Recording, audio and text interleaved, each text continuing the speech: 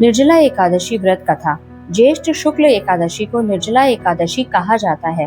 भीमसेनी और पांडव एकादशी के नाम से प्रसिद्ध ये व्रत सभी एकादशियों में विशेष माना जाता है। मान्यता है कि इसके पालन से वर्ष भर की सभी एकादशियों का पुण्य प्राप्त होता है। प्राचीन समय में पांडवों में से बलशाली भीमसेन भोजन के बहुत शौकीन थे और उन्हें तीव्र भूख लगती थी। उनकी माता कुंती तथा अन्य सभी पांडव नियमित रूप से एकादशी का व्रत रखते थे, लेकिन भीमसेन के लिए दिन भर भूखे रहना अत्यंत कठिन था। वे कई बार प्रयास करते परंतु अपनी तीव्र भूख के कारण व्रत पूरा नहीं कर पाते थे।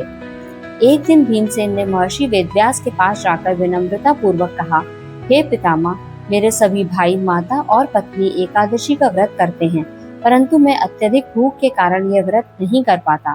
कृपया ऐसा उपाय बताइए जिससे मुझे सभी एकादशियों का पुण्य प्राप्त हो जाए।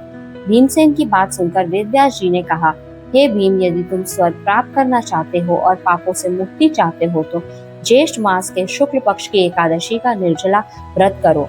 इस दिन सूर्योदय से लेकर अगले दिन द्वादशी तक अन्न तो क्या, जल का भी त्याग करना होगा। वेदव्यास जी ने आगे कहा,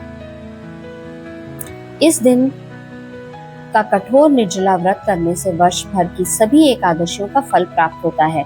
स्वयं भगवान विष्णु इस व्रत के अत्यंत प्रसन्न होते हैं। भीमसेन ने संकल्प लिया कि वह व्रत अवश्य करेंगे। ज्येष्ठ शुक्ल एकादशी आने पर उन्होंने श्रद्धा और दृढ़ निश्चय के साथ निर्जला व्रत धारण किया। पूरे दिन और पूरी रात उन्होंने न अन्न ग्रहण किया और न ही जल पिया। उन्होंने भगवान विष्णु का ध्यान, पूजन और भजन किया। अगले दिन द्वादशी तिथि में विधि पूर्वक स्नान कर ब्राह्मणों को दान दक्षिणा देकर तथा भगवान विष्णु की पूजा के बाद व्रत का पारण किया।